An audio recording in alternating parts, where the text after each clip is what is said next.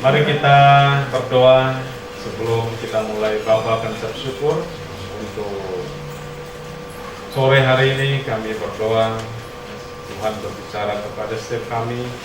Tuhan nyatakan firman dan kebenaran di tengah-tengah kami. Engkau nyatakan dirimu di tengah-tengah kami. Nyatakan kemuliaanmu, kebesaranmu, kasihmu, keagunganmu di tengah-tengah kami.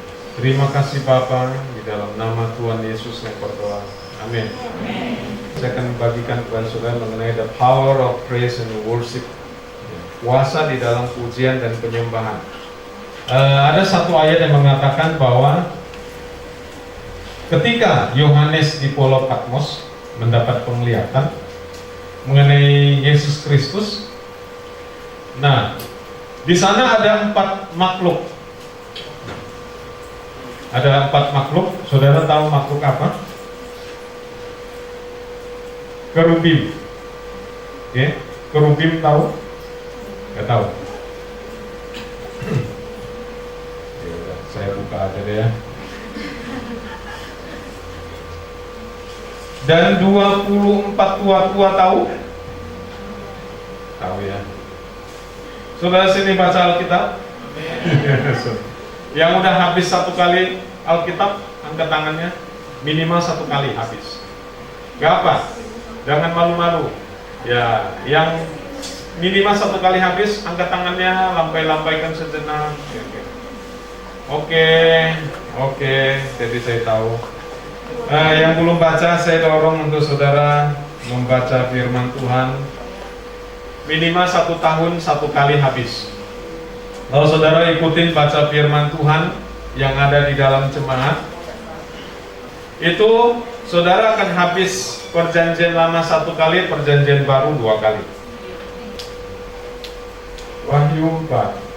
Jadi ada 4 makhluk dan 24 tua-tua. Mereka memegang di tangannya ada 1 kecapi, sebelahnya lagi adalah cawan emas. Nah itu dia. Oke. Ketika ia mengambil gulungan kitab itu, tersungkurlah ke-4 makhluk dan ke-24 tua-tua itu di hadapan anak domba itu, masing-masing memegang 1 kecapi dan 1 cawan emas penuh dengan kemenyan. Itulah doa orang-orang kudus. Kalau saudara lihat, yang duluan disebut kecapi, betul nggak? Kecapi itu bukan buah kecapi. Sudah tahu ya, ini bukan buah kecapi. Ini ada alat musik, saudara. Alat musik. Yang kedua baru cawan. Itu.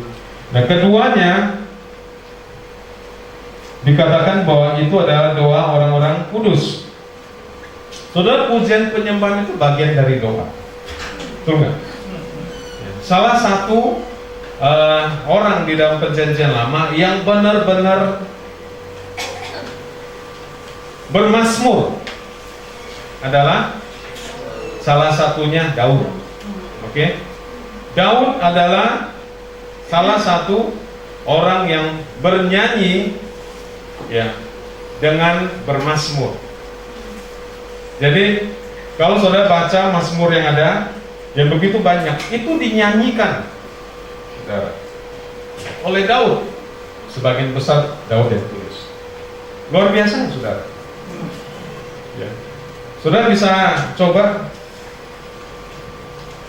Kiranya kasih setiamu mendatangi aku ya Tuhan, keselamatan daripadamu itu sesuai dengan janjimu. Itu baru 1 ayat, saudara. Ini ada 100 lebih ayat, 176 ayat. Dan Daud menikmati mazmurnya. Amin, saudara. Yesus disebut anak Daud. Daud adalah salah satu orang di dalam perjanjian lama yang luar biasa dipakai Tuhan. Meskipun dia ada bikin salah, Kita hari ini nggak bahas kesalahan yang pernah dibuat Daud. Ya kan? Serem juga kesalahannya. Ya. Nah, tapi Daud adalah orang yang hati Tuhan ada di dia. Amin, saudara. Ya. Nah, saudara, di surga itu ada kecapi dan ada cawat emas. Yang duluan disebut itu kecapi, alat musik, pujian penyembahan. Pujian penyembahan itu luar biasa, saudara, sebenarnya. Ya. Pujian penyembahan itu dinyanyikan, efeknya sebenarnya bukan hanya supaya kita merasa lebih nyaman. Ketika saudara memuji menyembah Tuhan tadi, saudara merasa lebih enak gak? Ada orang bilang, saya merasakan hadirat Tuhan. Kalau kita tanya, kamu merasakan hadirat Tuhan kayak apa? Saya merasa lebih enak. Kadang saya merinding sebentar. Itu kenyataan, betul nggak? Saudara merasa lebih enak. Feeling saudara merasa lebih enak. Benar kan? Nah, saudara, hadirat Tuhan efeknya bukan hanya kita merasa lebih enak. Hadirat Tuhan itu membawa kesembuhan. Hadirat Tuhan itu membawa kelepasan. Amin, saudara. Amin. Hadirat Tuhan itu membawa pemulihan, saudara. Amin, saudara. Amin. Amin. Ya. Ya. The presence of God bring healing, kesembuhan. Amin. Bring love, kasihnya Allah, kasih agape. Amin, saudara. Bring deliverance, kelepasan. Bring preservation, pemeliharaan, pengawetan. Saudara dilindungi dari kuasa kegelapan, saudara. Dari kuasa sakit penyakit nggak bisa masuk, saudara. Preserve, saudara. Saudara pernah tahu zaman dulu daging diawetkan dengan cara apa? Dibekukan. Ya, dikasih garam sehingga nggak rusak, nggak busuk. Ya. Tapi kalau kelamaan jadi daging Busuk. asin. Gimana sih? Sekarang zaman modern diawetkan dengan cara apa? Dibekukan. Dibekukan, freeze. Oke. Saudara percaya nggak percaya, di kutub utara daging itu nggak bau busuk kayak di sini. Serius? Itu ikan ditangkap nih, dibelek nih, dibuka sejenak. Kalau langsung dibuka sudah cium. Ya. Kalau di sini cium bau amis, betul nggak? Lama-lama mulai busuk. Kenapa, saudara? Tidak dingin. Karena itu kerja bakteri pembusuk. Efek dari nggak dingin. Oh, iya. Jadi di sana mereka makan daging potong makan, saudara. Itu nggak busuk, nggak bau amis.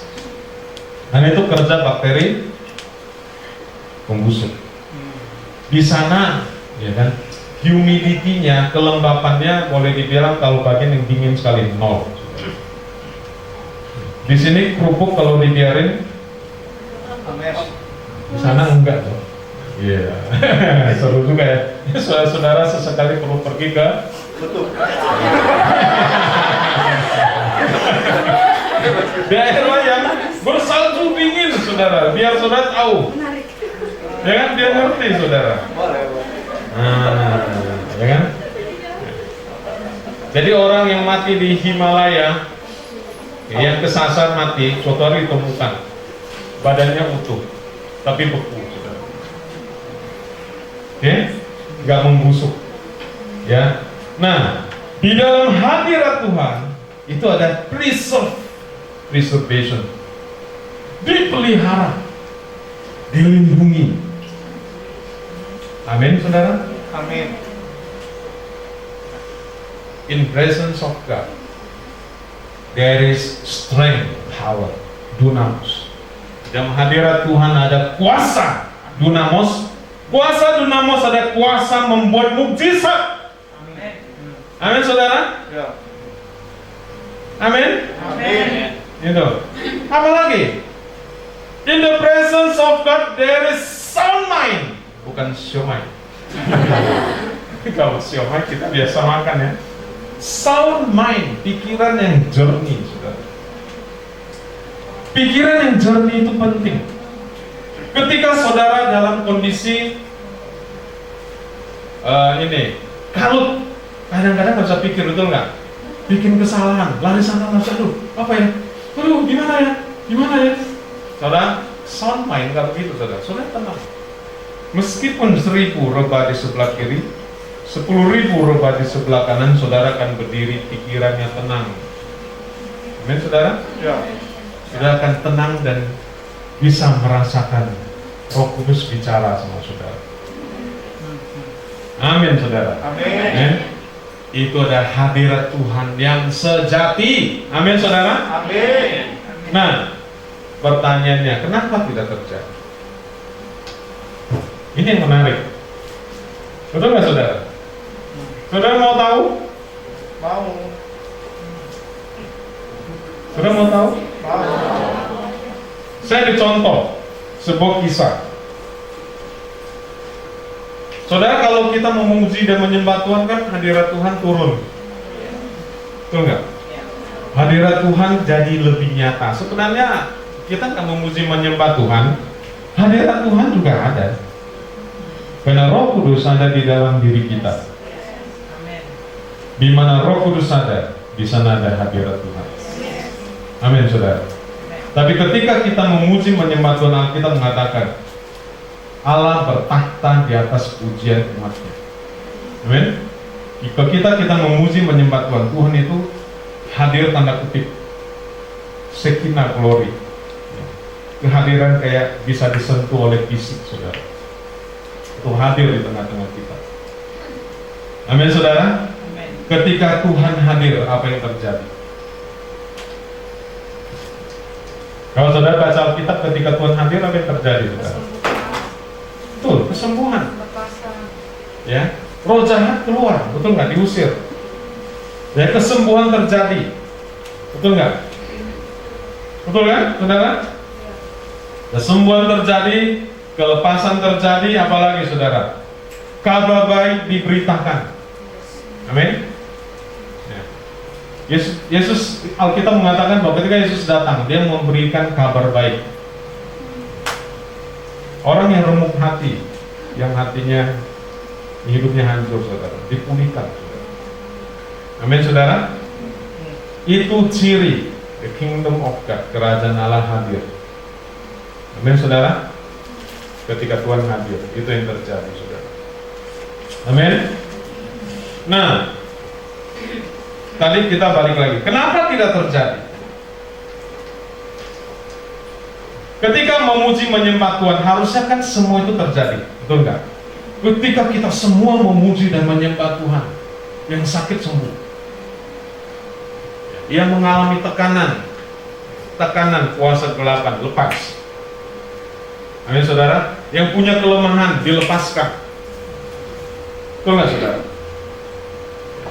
Dan saudara yang tanda kutip lemah di area tertentu, entah jiwa, entah fisik, saudara, di-preserve, tanda kutip diawetkan. Ya, ibarat daging, bakteri pembusuk itu nggak bisa bekerja. Ibarat hidup saudara, kuasa kegelapan itu nggak bisa bekerja. Amin, saudara.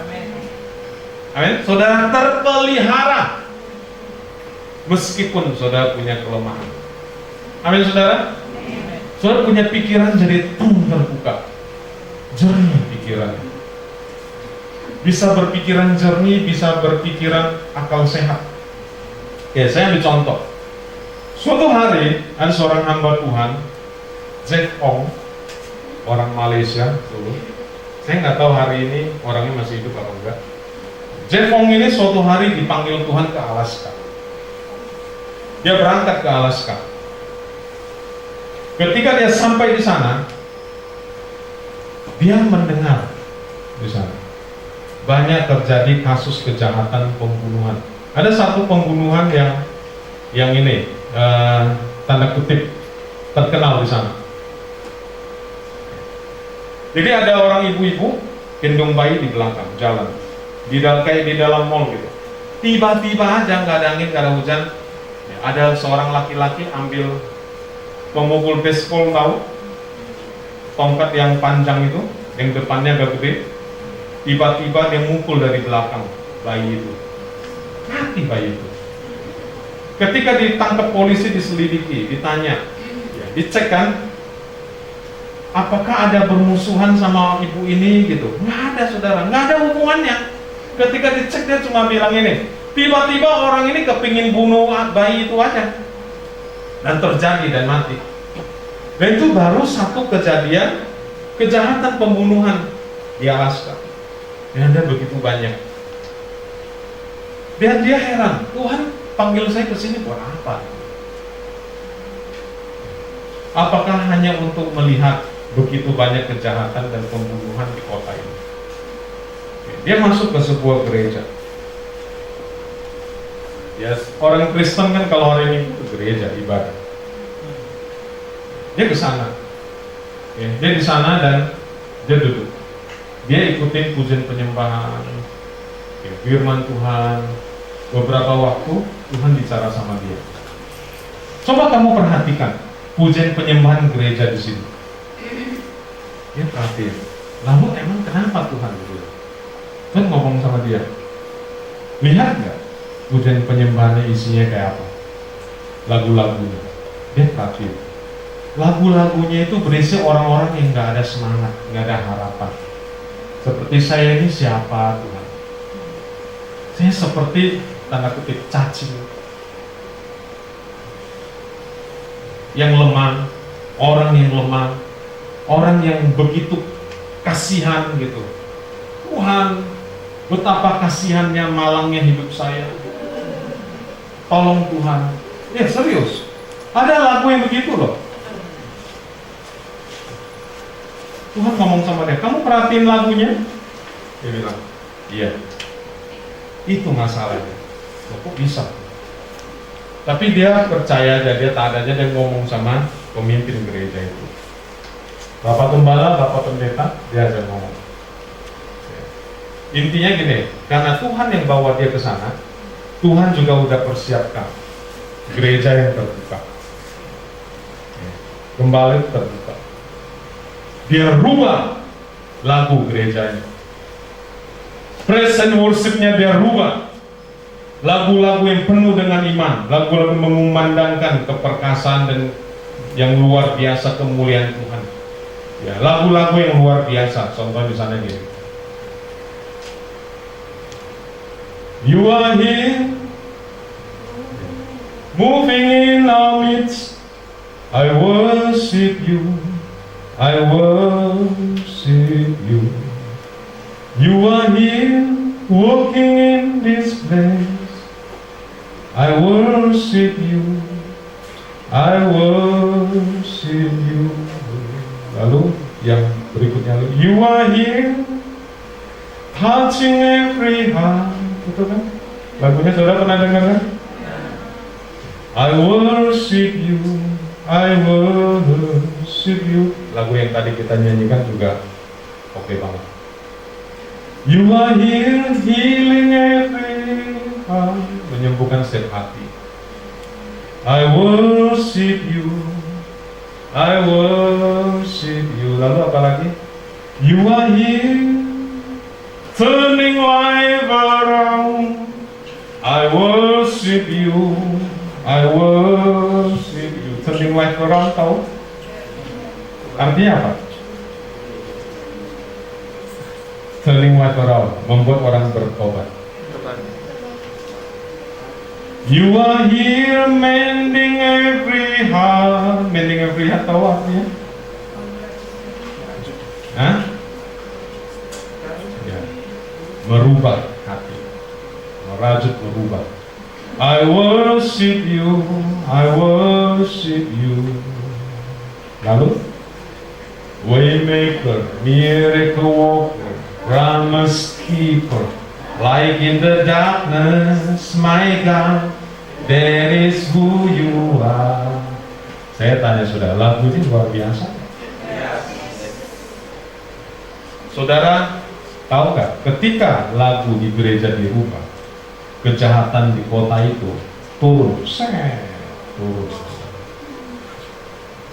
turun. Angka pembunuhannya turun, angka kejahatannya turun. Apa yang saya mau cerita sama saudara? Itu kejadian kesaksian di Alaska. Apakah bisa juga terjadi di sini, saudara? Bisa terjadi di sini? Oh ya tentu, saudara. Amin, saudara. Karena di Alaska dan di sini menyembah Yesus Kristus, Allah yang hidup. Amin, saudara. Ketika Yesus ditinggikan, ketika Allah ditinggikan, hadirat Tuhan hadir. Dia merubah bukan cuma gereja, tapi juga kota. Amin, saudara. Gereja adalah tiang sebuah kota. Kalau gereja di kota itu berubah, saudara, kota itu juga berubah. Amin, saudara. Karena Alkitab mengatakan gereja adalah harapan. Harapan buat bangsa-bangsa, saudara. Harapan buat kota ini. Saudara semua adalah harapan buat kota ini, saudara. Saudara semua adalah harapan buat keluarga saudara, lingkungan saudara, kota ini. Amin, saudara. Amin, saudara. Amin. Amin. Karena saudara adalah kepenuhan Yesus Kristus. Amin.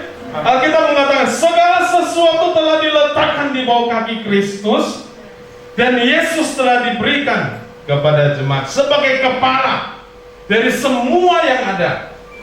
Amin. Gereja yang adalah kepenuhan Yesus Kristus, yang memenuhi semua dan segala sesuatu. Amin, saudara. Kalau saudara tanya saya ini mana, itu ayatnya, saudara. Amin.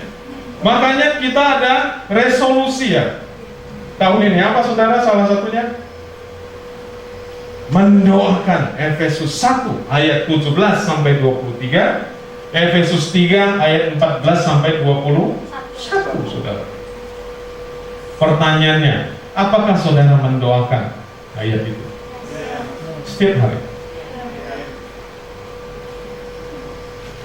Amin, saudara.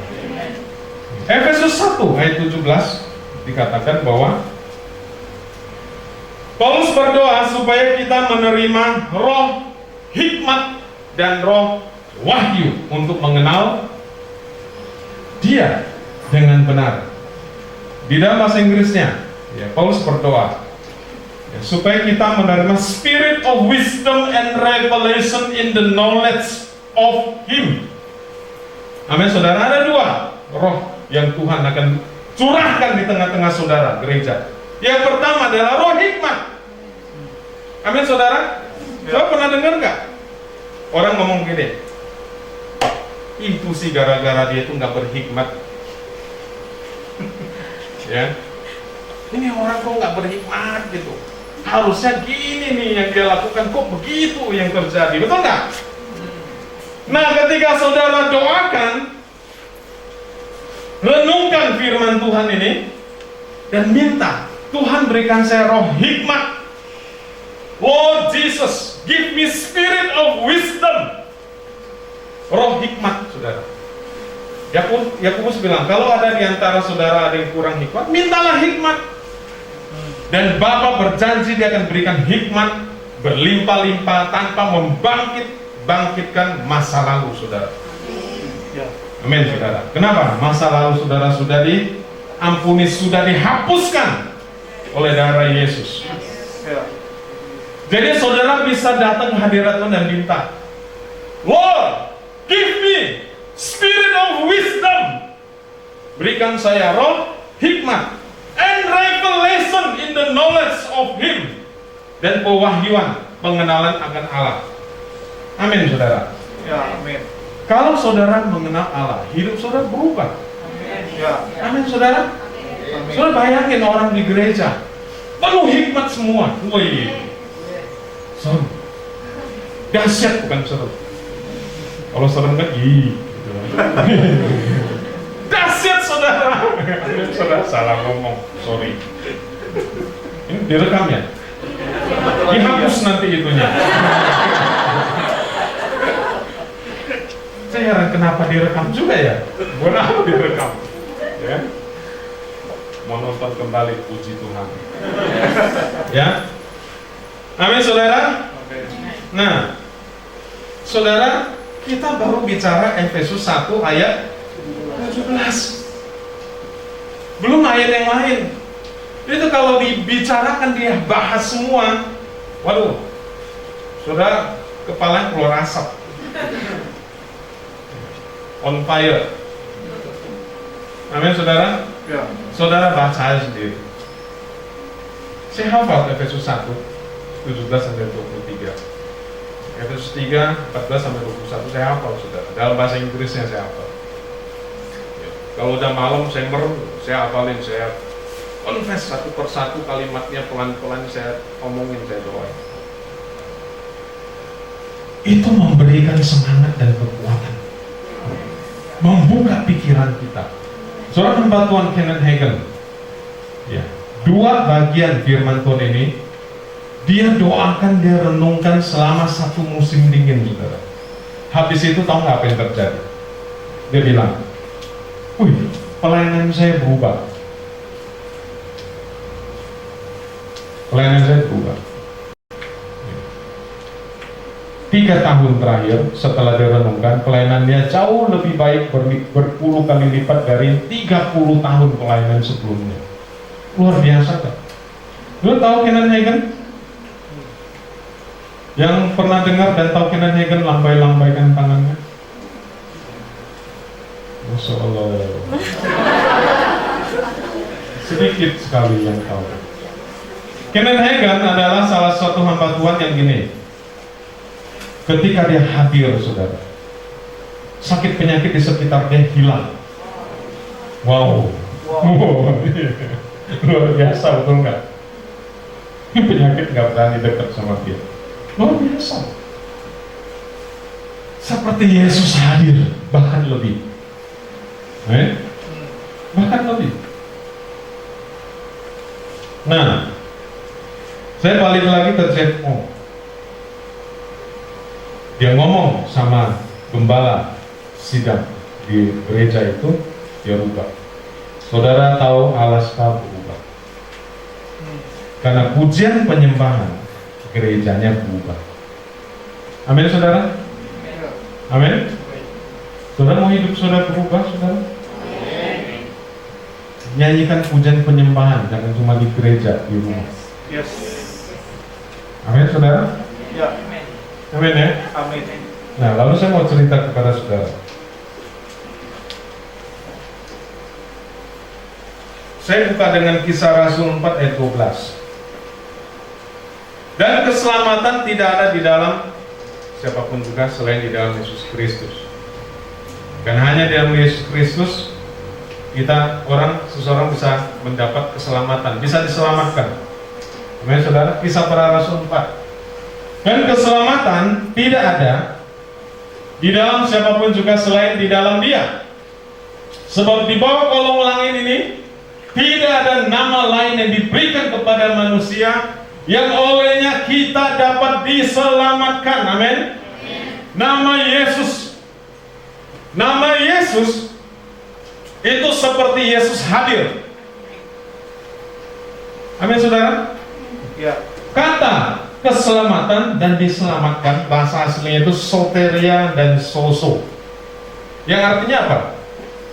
Keselamatan, kesembuhan, kesehatan, ya, kelepasan, pemeliharaan, preservation, pemeliharaan, diawetkan, dilindungi, saudara, be whole, dipulihkan.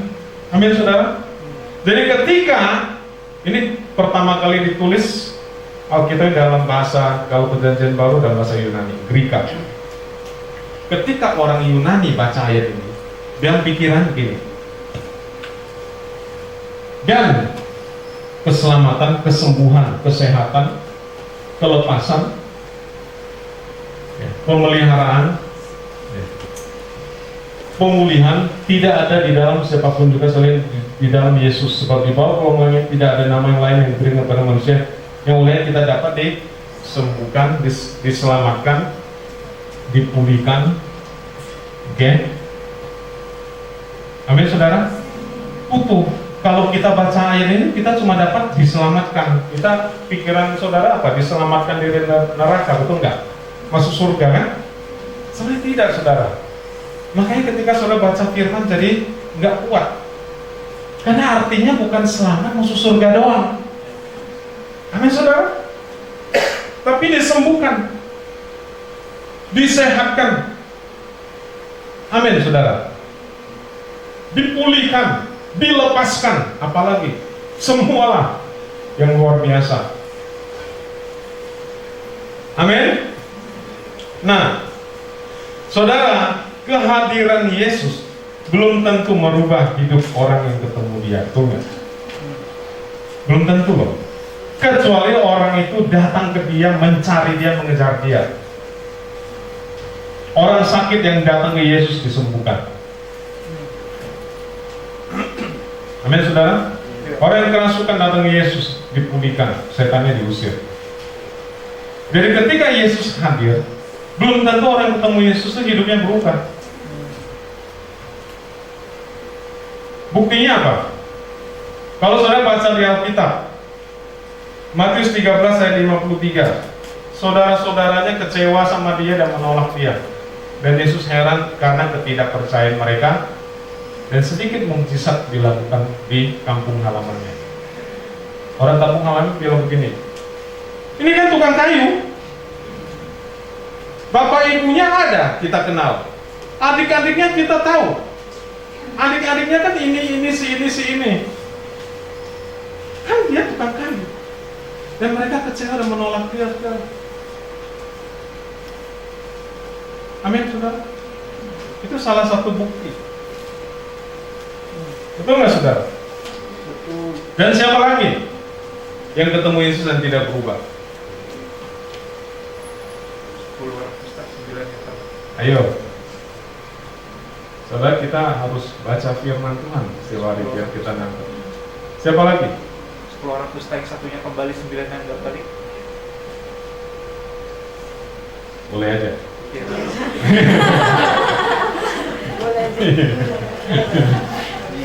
Ahli Taurat orang Farisi, betul nggak? Ya. Adakah dari mereka yang berubah hidupnya? Sepertinya tidak. Kecuali yang datang ke dia, Nikodemus. Ya, betul. Itu kali ya. Karena setelah itu nggak ada cerita lebih lanjut mengenai dia. Betul kan? Ahli Taurat orang Farisi nggak ada yang berubah, saudara. Because they don't believe Jesus Christ, karena mereka tidak percaya sama Yesus Kristus. Dikejar-kejar terus, betul nggak? Ya. Dijebak terus dan nggak kejebak-kejebak gitu. Nah, iyalah yang punya hikmat mana bisa dijebak, ya kan? Ya. Nah, apa yang saudara lihat dan menurut siapa Yesus di dalam hidup saudara itu merubah hidup saudara sejauh itu? Nangkep nggak, saudara? Saudara lihat Yesus itu sebagai apa? Sebagai orang yang menyelamatkan hidup saudara aja dari neraka? Apalagi, saudara, yang saudara lihat Yesus? Apakah saudara lihat Yesus adalah Tuhan yang menyembuhkan saudara?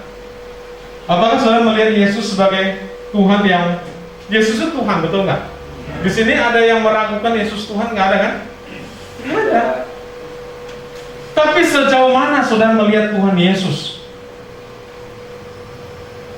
Saudara kan melihat Yesus itu Tuhan yang menyelamatkan saudara dari neraka, betul nggak, saudara? Selamat masuk surga, betul kan? Apakah saudara melihat Yesus sebagai penyembuh saudara?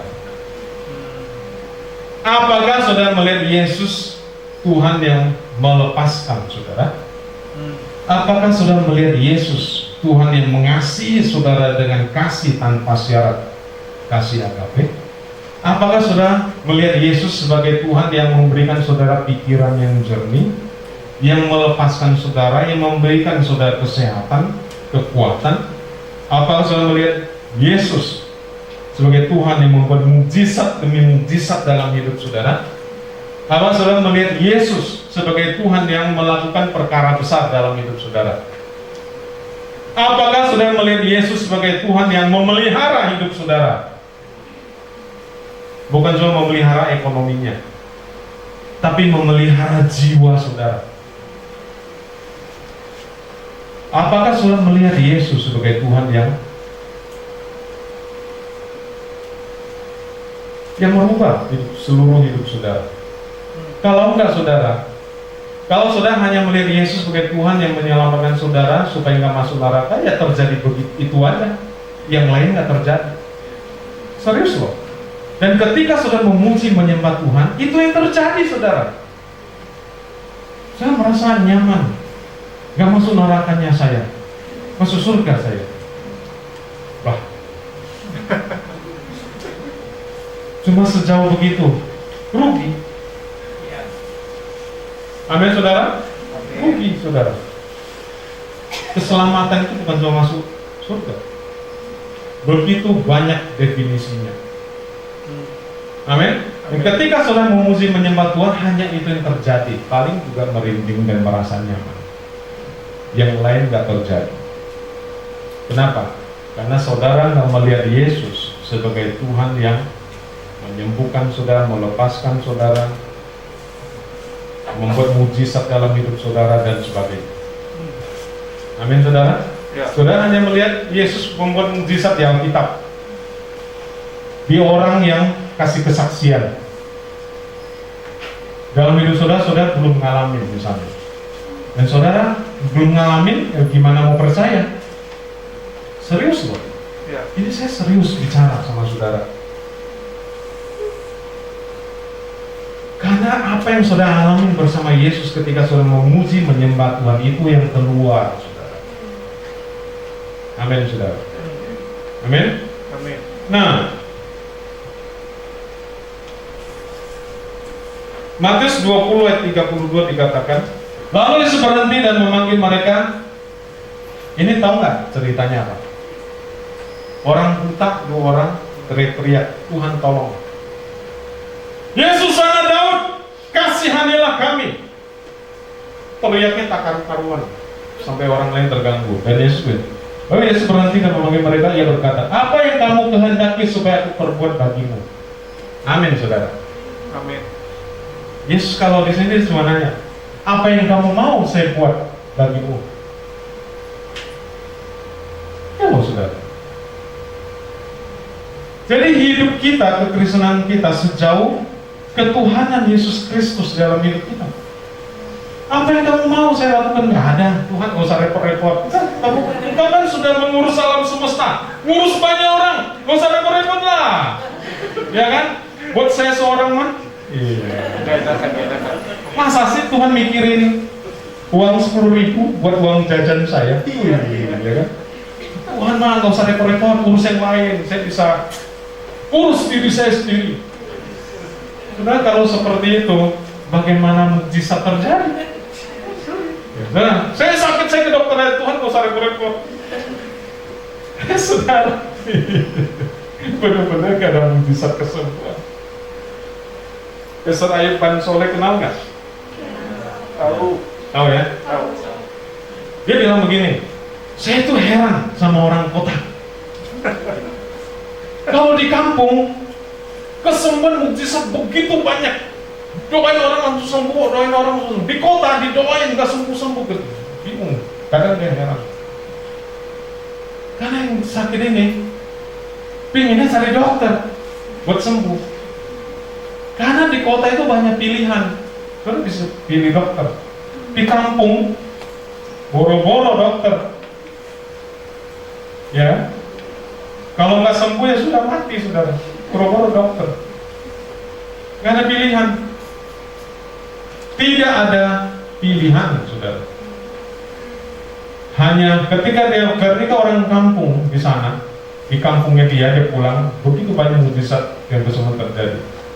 Mereka dengar khotbah dan mereka bilang, saya nggak ada harapan, nggak ada yang bisa sembuhkan saya, hanya Yesus yang bisa sembuhkan saya. Ya sembuhlah. Amin saudara. Amin. Iya loh. Ya, sama orang buta Tuhan ngomong kan gini, Tuhan udah tahu gua buta pasti nanya pula. Mana sih? Karena memang begitu cara kerjanya. Ya. Kamu mau apa dari saya? Yesus ngomong. Ya. Mau kesembuhan, gua kasih kesembuhan. Mau apa lagi? Amin saudara. Ya. Ayat yang lain. Matius 9 ayat 28.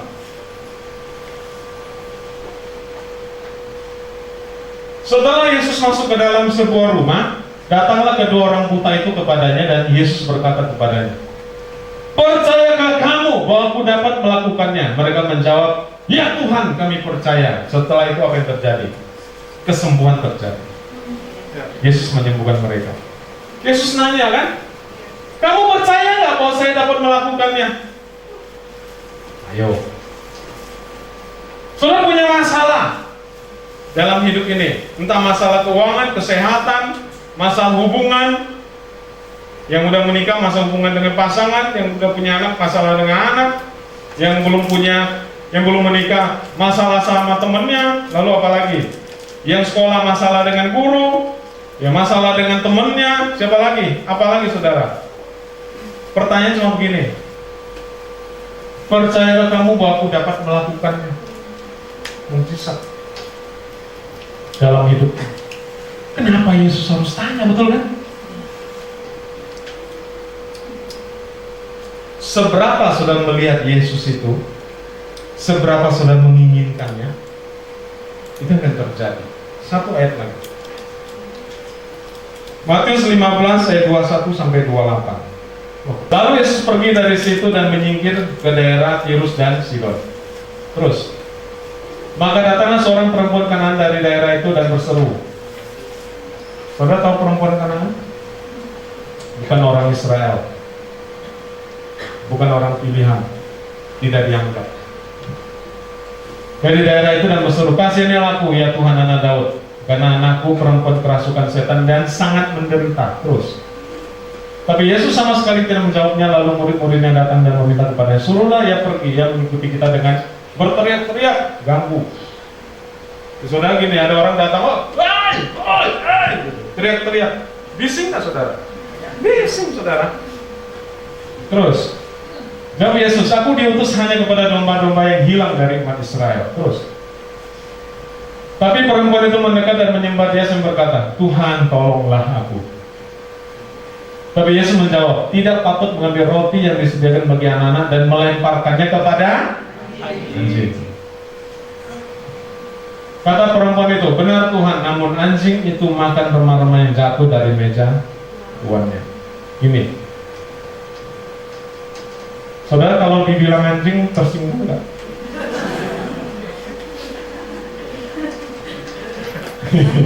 Ketawa berarti tersinggung. Iyalah, kalau sekarang saya bilang, anjing. Marah saudara, berdiri. Bapak pendeta nggak benar, iya kan? Judulnya aja pendeta ngomongnya kasar. Langsung turun, terus banting pintu, jepret gitu kan. Gereja apa ini? Ya enggak. Terus maka Yesus menjawab dan berkata kepada, hai ibu, besar imanmu, maka jadilah kepadamu seperti yang kau kehendaki. Dan seketika itu juga anaknya sembuh. Dalam bahasa aslinya Yesus bilang gini, maka Yesus menjawab dan berkata kepada, hai ibu, besar imanmu. Bahasa aslinya mega faith. Mega faith, iman yang besar sekali. Mega faith. Cara kerja mega faith di ayat sebelumnya. Coba saudara renungkan, cara kerjanya apa? Ngotot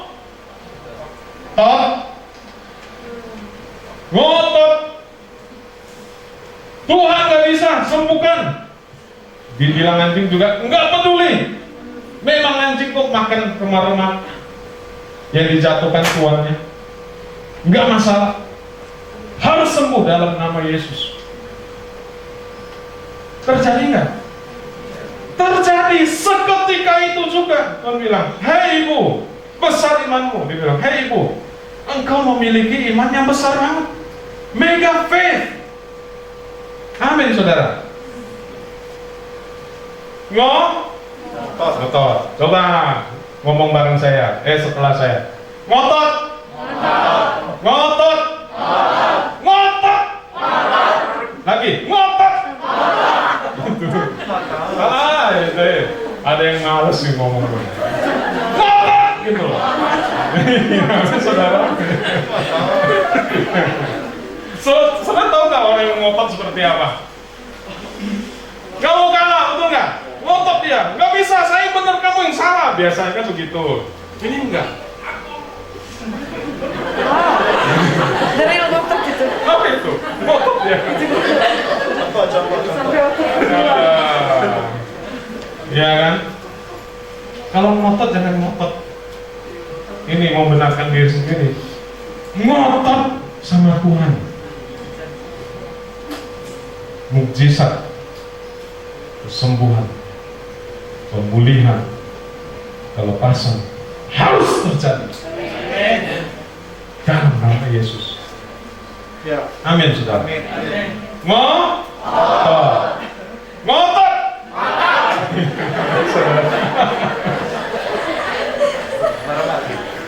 Mega faith. Amin saudara. Iya. Di dalam Alkitab hanya ada satu kali disebut mega faith. Ini dia, ya kan? Nggak menyerah, mau diapain, ngotot, saudara. Amin, saudara. Nah, itu dia. Karena dia tahu hanya Yesus harapannya dan hanya Yesus yang sanggup tolong dia. Amin, saudara. Nggak ada lagi. Kalau dia nggak ngotot, hilang harapannya. Kalau dia nggak dapat, saudara, anaknya tetap kerasukan setan dan menderita. Yang ngotot, saudara. Amin, saudara. Karena dia tahu hanya Yesus harapannya, hanya Yesus yang bisa tolong dia. Kalau saudara masih bilang, Yesus nggak usah repot-repot, saya cari cara lain aja, nggak dapat apa-apa. Amin. Ya. Nah, apa yang saudara percaya dari Yesus dan apa yang saudara mau Yesus lakukan dalam hidup saudara? Apa yang saudara bisa lihat dari Yesus, itu yang saudara dapat. Amin, saudara. Ya. Lagu pujian penyembahan itu personal, saudara. Saya ulang, saudara. Lagu yang dinyanyikan, saudara, pujian penyembahan itu sifatnya personal. Personal tahu? Pribadi. Antara saudara dengan Tuhan. Amin, saudara. Amin. Personal, saudara. Itu bukan cuma sekedar sebuah nyanyian, sebuah lagu. Amin, saudara. Ya. That is personal. Itu pribadi sifatnya. Itu bicara mengenai luapan hati saudara ke Tuhan. Amin, saudara. Seluruh hidup saudara ke Tuhan. Makanya pujian penyembahan itu berbeda. Amin, saudara. Ya. Amin. Nah, saudara, saudara kalau mau melihat pujian penyembahan merubah hidup saudara, merubah hidup lingkungan dan bukan cuma gereja, kota saudara. Saudara harus melihat Yesus ketika hadir, dia lakukan semua itu. Amin, saudara. Keselamatan, kesembuhan, pemulihan, kelepasan, pemeliharaan, pengawetan, tanda kutip, pengawetan dari kelemahan dan kuasa kegelapan. Amin, saudara. Pikiran yang jernih, dipulihkan. Amin saudara. Saudara harus melihat itu. Dan ketika saudara menyembah Tuhan, saudara harus melihat bahwa ketika saya menyembah Tuhan, hadirat Tuhan turun, kesembuhan terjadi, kelepasan terjadi, pemulihan terjadi, semua terjadi. Amin. Pikiran yang kacau berubah jadi jernih. Amin saudara. Mukjizat Tuhan bekerja. Amin saudara. Ya. Pikiran pun jadi berhikmat. Yang dulunya ditipu-tipu orang, yang gagal terus berubah. Oh iya loh saudara. Nah ada satu kasus yang luar biasa. Ada satu hari ketika kebaktian, suatu hari Alphard Hall, saudara. Ada seorang perempuan umur 17-18 tahun, tapi dia punya jiwa kayak 4-5 tahun. Sekolah kelas 1 SD gak pernah naik kelas 8 tahun. Jadi ketika sudah terlalu besar, sudah tahu terlalu besar, duduk di kelas 1 dia paling gede. Yang lain kecil-kecil, kelas 1, dia paling gede. Gurunya bilang ini, bukan saya nggak mau kamu sekolah di sini lagi, sudah nggak cocok, dipulangkan sudah. Kelakuannya persis seperti anak 4-5 tahun, umur 18. Suatu hari di gereja, tiba-tiba dia, mana mama saya, kok nggak ada? Dia melorot, duduk di kursi gereja dulu, kursinya panjang-panjang. Dia duduk di kursi melorot gitu, masuk turun ke bawah, terus merangkak keluar, angkat roknya tinggi-tinggi, teriak-teriak, nangis-nangis, cari ibunya. Umur 18 angkat rok tinggi-tinggi kan kacau. Tapi satu hari ketika kebaktian, ketika pendeta di depannya Alphard Hall, dia maju ke depan, didoain balik. Besoknya dia datang, berubah. Pikirannya, jiwanya seperti umurnya 18 tahun. Dalam satu Tuhan, dalam satu malam, Tuhan ubahnya. There is the power of the presence of God. Ya. Itu kuasa hadirat Tuhan. Itu kuasa pujian penyembahan. Amin saudara. Ketika saudara memuji menyembah Tuhan, saudara mesti beriman. Ngotot itu terjadi. Pemulihan terjadi, kelepasan terjadi. Amin. Semua terjadi. Amin saudara. Jangan cuma merasa nyaman, rugi. Ya. Amin saudara. Itu aja yang saya mau share sama saudara. Kita tutup, ya. Mari kita berdoa. Bapak akan ucap syukur untuk malam hari ini. Kami percaya semua kebenaran firman Tuhan merubah hidup kami. Kami ucap syukur Bapak.